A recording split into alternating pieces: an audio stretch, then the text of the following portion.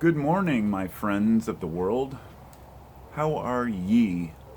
I hope everybody's doing well out there. Today's video is about happiness. I should say, I wanted to start by saying this idea of achieving happiness is a misnomer. It doesn't really fit.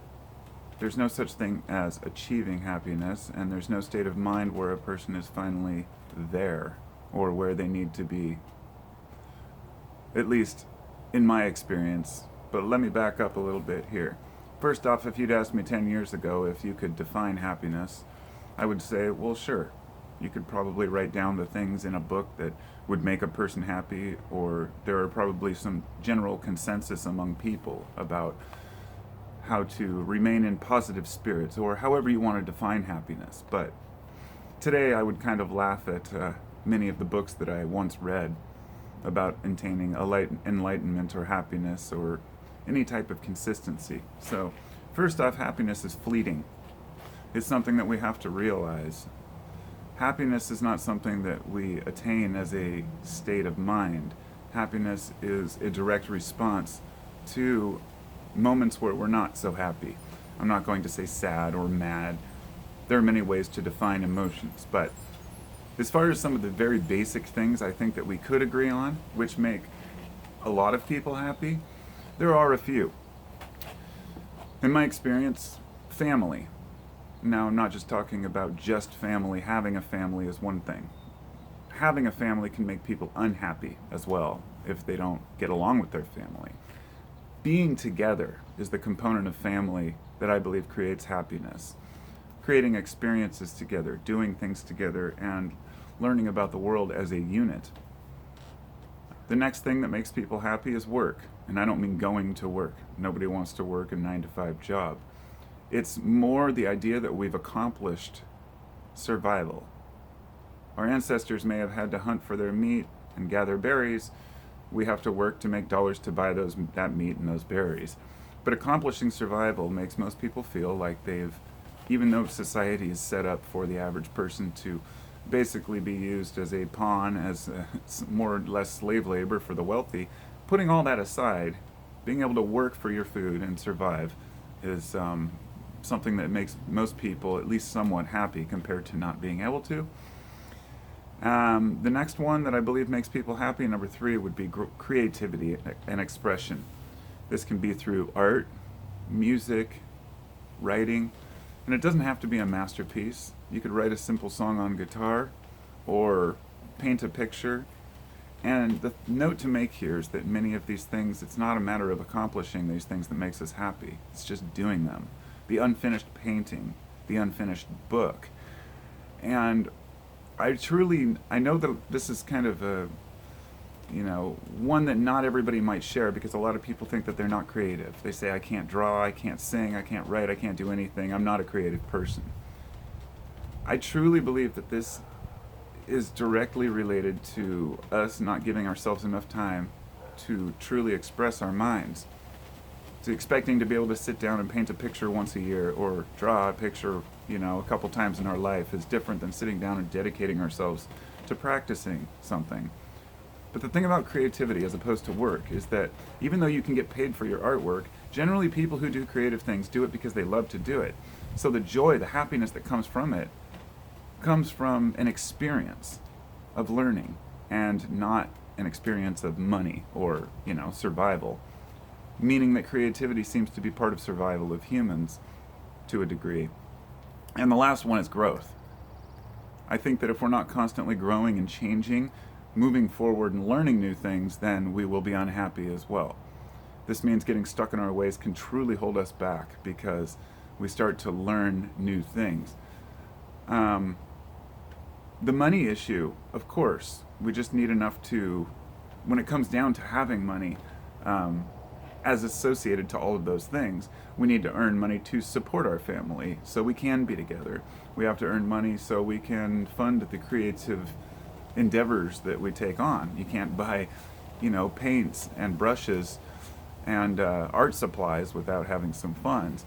And as far as growth, that's the final one I said. That's having spare time to learn. That means setting aside a certain amount of time for us, not feeling guilty about that time, to just read or watch or learn or observe or practice something that makes us, in the long run, happier because we do it. We might not be good at it at first. When I first picked up a guitar, I couldn't play a chord. Neither could any other guitarist in history. And being able to sit down and write a song is something that I take for granted now, but it does make me happy. And painting a picture. I'm a horrible painter, but I love painting pictures. I love doing videography and things that maybe I'm not the greatest at, but it does make me happy. So here's the thing. The next part here is what holds us back from these things. What are the components that prevent us from doing these things and living more or less in a somewhat blissful state? The first one would be external problems, world issues. And some of these issues can be related to our work and our finances, but I think often we look to external problems, not just how they affect us directly, but there's also jealousy, envy, and greed, and comparing ourselves to others. Now there's a reason why jealousy and envy and greed are always seen as these mortal sins, right? Because it makes you suffer, but it also causes people to do horrendous things to others, feeling that they're cheated or they don't have their fair share. And I'm not here to judge whether those things are right or wrong. For example, being a Robin Hood, robbing from the rich, giving to the poor. Is that right or wrong? That's not for me to decide. I can have my own opinions on the subject, but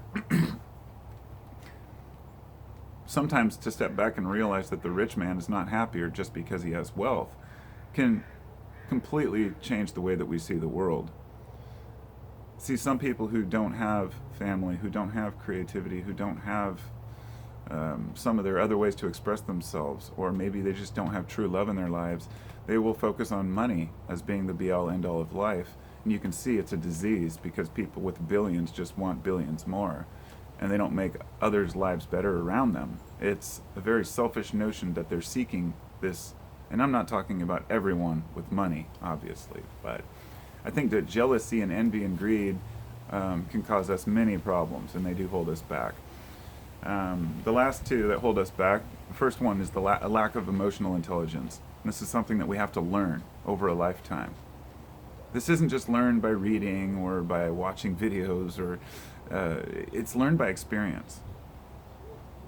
Not just by how others react to us, but how we react to others. An example would be how we react if somebody trolls us online, or if a friend or a family member calls us a name or makes a claim that we don't think is true. We could react angrily, or we could react sarcastically. We could completely ignore the person and say, I don't want to talk to you anymore, or we could just do nothing and just not care and just let it go. There are many different ways to handle things, and it really depends on the specific situation. But a lack of emotional intelligence means we can't deal with these and we lash out improperly. So it means controlling our emotions and realizing we know who we are, in a way. Knowing how to love and how to hate, if you will. And the final thing that holds us back is cognitive dissonance, which goes with growth and change, as I said before. Anytime we have this cognitive dissonance, which is basically holding two opposing opinions at the same time, very common with human beings, we may have disputed a belief system that we grew up with, and we may have all the evidence to prove that that belief system is not correct. Everything points to it being a mistake or not true. However, we hang on to it because it's something we're used to, something that gives us comfort. And this can tear a person apart. Or if a person's behavior, perhaps they are a thief, or maybe they, commit, criminal acts to make their money, and then one day they have a change of heart, and they need to continue to do this to fund their life, but they have no other skills, but there's this cognitive dissonance because they refuse to change. It's hard when we feel inside that something's wrong or we're not doing something properly. That's when we need to really listen up. And this is something that I think all of you can relate to. I look at myself as a pretty decent person, but I look down on myself sometimes and I think, what am I doing wrong? Okay, I'm not putting enough energy in here, or maybe I'm putting in too much energy over here. It's all about that balance of our time, our efforts, our energy, not getting wrapped up.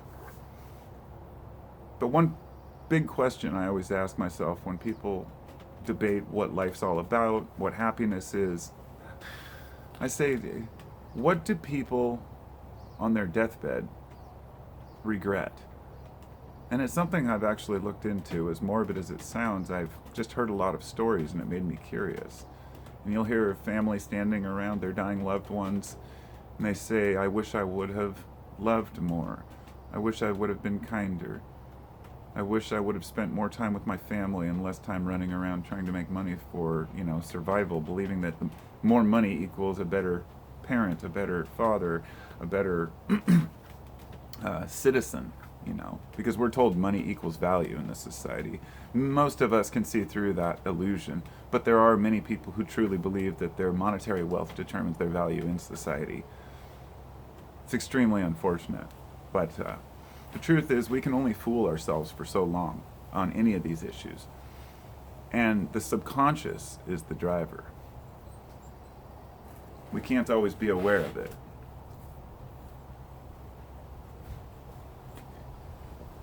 In our conscious world, we program the subconscious.